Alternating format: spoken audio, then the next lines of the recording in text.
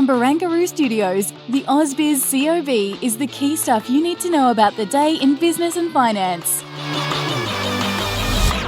Welcome to the COB. I'm Juliet Sarli. This Wednesday afternoon, we have seen a little bit of weakness coming through in the equity market today. I think we're down about 0.5% as we head into the close.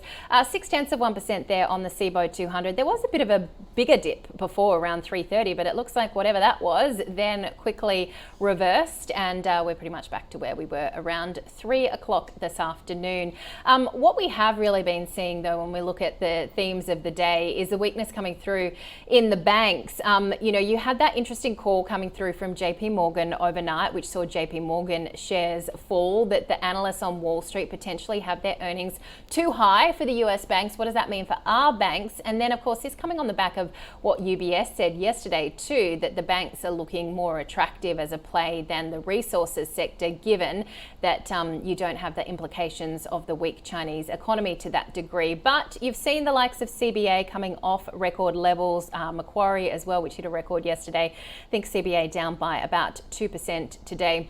On the other side, lithium players looking very, very good today. There's been a big jump in the likes of Pilbara, I think, Liontown as well. These are some of the most shorted stocks on the ASX, and this is following reports that the Chinese EV battery maker CATL, or CATL, however you say it, has suspended 2 mines. So a bit of upside coming through in some of those lithium players.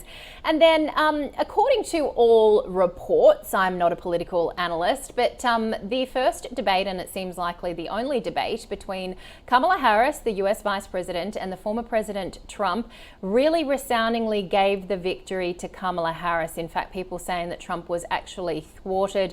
I read a really interesting comment from Ian Bremmer. He's somebody I used to talk to quite a lot. He's from Eurasia. He's very widely respected in the political scene. And he said, no American politician has more experience with the mainstream media than Donald Trump, and he was completely underprepared for tonight's debate. There is no excuse for it. He also said that Trump kept kicking own goal after own goal. So very, very interesting to watch. And it doesn't look like they may meet again. The Trump party not confirming, even though Kamala Harris has said that she's open to another debate. Also worth noting, it was the first time that they apparently had ever met. All right, back to our market. The banks, as we said, coming under pressure today. Having a look at those, CBA and Westpac. No, CBA and Macquarie Group, both coming off their records reached yesterday. All right, a quick look on tech as well. Now, you had NextDC tapping the market for cash, so that weighed down on its market. And a bit of weakness in the overall space despite that rally on Wall Street in the tech players. Where are we going next? Energy, yes, that big slump in crude, its biggest since December 2021, the lowest price for Brent, I should say, since 2021. And then just talking about the lithium players there, Pilbara up 14.5%, Liontown up by 16.5%. Now, we also saw Mineral Resources shares surge, looking to cut costs, particularly in its lithium division. Newmont agreeing to sell its majority stake in WA in the Telfer mine. NextDC, we talked about there, the capital raise. And REA Group, look, its preliminary offer for the UK counterpart Rightmove hit a hurdle. Rightmove rejected the $11 billion cash and scrip offer, but we are awaiting a formal offer, and that has to be up by the end of September under the UK's so-called put up or shut up rules. All right, somebody we're not going to tell to shut up is Mark Gardner from MPC Markets, who joins me now. Welcome to the COB. I mean, this debate in the US, quite extraordinary. Yeah, it started out with Donald Trump. I think the quote was, immigrants are coming to our country and eating their pets. Yes. That not something you would expect from a presidential debate. I think so. Most reliable guides on presidential election campaigns are usually the bookies. So we had Kamala Harris at 220, 215 prior to the election, Donald Trump in the lead at 190, 195. Particularly after Nate Silver's call, who's famously picked most of the recent elections in history, including Brexit and things, where there's been the polling sort of has swung to the right a little bit. But yeah, she's back in the lead now. I think it's those odds have now reversed overall. I think it was a bad idea for Trump to agree. Yeah. or to agree to the mute button when someone else was speaking for a start. I thought that was a very strange thing for him to do, because talking over the top of people is what he does best. It was the regular barrage of quotes from Trump after it was the greatest debate performance ever, yada yada. I think if you step back from the actual show of the debate, no one addressed the spiralling US debt issue. They're still spending money, or they're cutting taxes. You've got interest payments getting up to a record $300 billion a day in the US. The debt's spiralling more and more out of control. Unless that's addressed, there's going to be a lot more pain for the US in the coming years, because I think at this current rate, and I think you've got basically consuming nearly half of the tax receipts by 2028, which is going to go to inevitable credit shutdowns, government shutdowns, etc. So look, I mean, whilst it's it's something for the newspapers to write about, etc. They weren't particularly, they were strong on economics, I've got to say. So I would really like them to either side start to address that sort of fiscal looseness or ill discipline. So I think Trump's sort of opening remarks were really trying to pin the Biden administration's or pin the Biden administration for the inflationary pressures. And that brings us to the key tonight, the CPI print. So just talk to us, as we know how important this is, with the expectation of a little bit of an easing. Yeah, I think, inflation's now become, so early 2024. I think we're now looking at leading indicators like payrolls, which are sort of flagged a month or two ago here on the COB with you guys.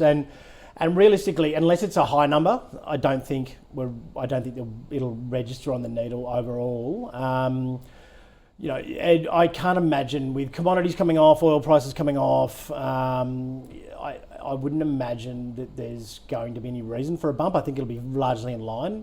Inflation numbers were a bit of the first 20 years of my career, mid-90s to 2015, we just laugh, and we wouldn't even look at the expectations that it'd be monthly 0.1 for PPI and 0.2 for CPI. So, but I think we'll probably go back to that boring.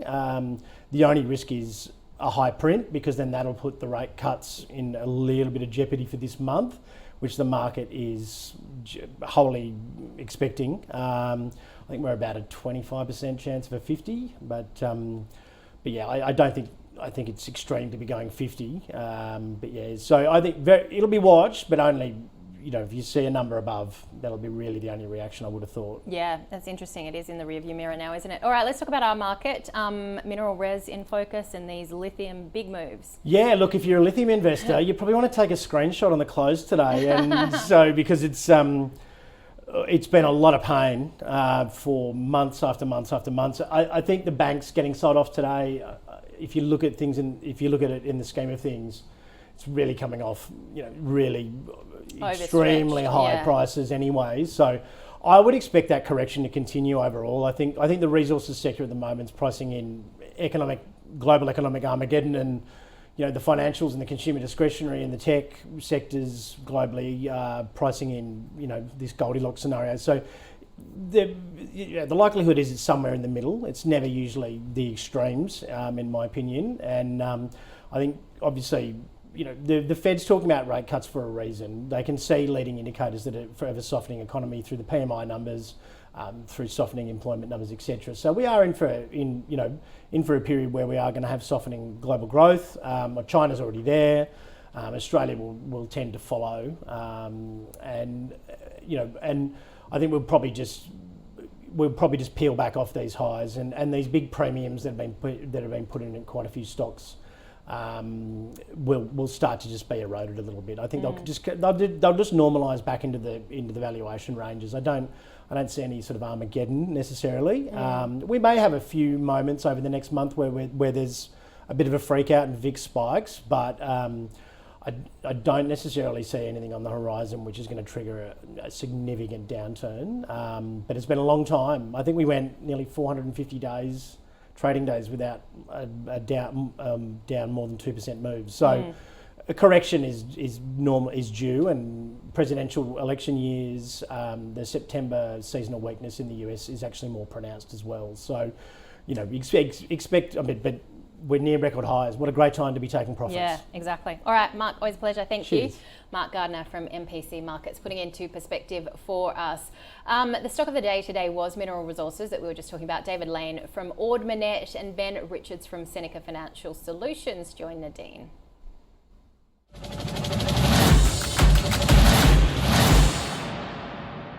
You look at the share price today, it's up 17%, as you said, but coming off very low base. So we have seen the price of Mineral Resources sold off quite significantly over the last 6 months or so, as most of the other lithium companies have been. Definitely the announcement overnight is a positive as far as the company is concerned. We did see in their last result that they've cut their dividend. So the company's very focused on their costs. I think it doesn't solve the broader problem, which is that you're still left with probably $3 billion of net debt in an environment where commodities are not your friend. I think it's one of these commodity stories that it probably overshoots to the upside and overshoots to the downside as well. I think you probably have overshot into the downside now.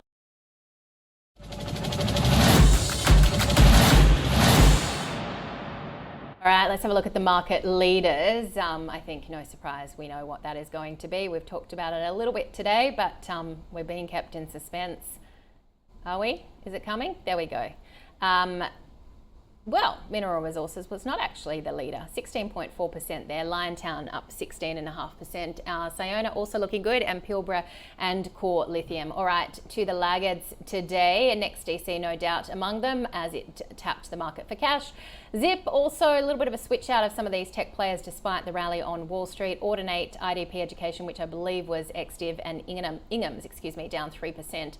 Having a look at the small end of town as well. Wildcat Resources had a good day. Sayona, of course, up by about 18%. Again, those lithium plays, and to the downside in the small end of town today, we saw weakness coming through. I think worth noting, Adairs was one of the stocks that traded XDiv, so that's probably why it's down by about 11%. All right, tonight, as we know, inflation, but really interesting what Mark was saying, the days of us, really waiting very, very closely for every court reading in the US on inflation are easing somewhat. We know inflationary pressures are coming down in the US. We know we are expecting rate cuts. All right, having a look at what we are expecting tomorrow. We're getting the household spending insights, but I think the key point for tomorrow is really going to be about that jobs number coming through. That's the main top tier economic data. A couple of companies trading XDiv as well, including the likes of BHP, so that's likely to probably weigh on the overall market. Nine Entertainment as well. Well, just wrapping up where the market is at the moment, we are down by about 0.5%, I think, on the overall index. I'll have a quick look at where the ASX 200 is while we get up the chart of the CBOE 200.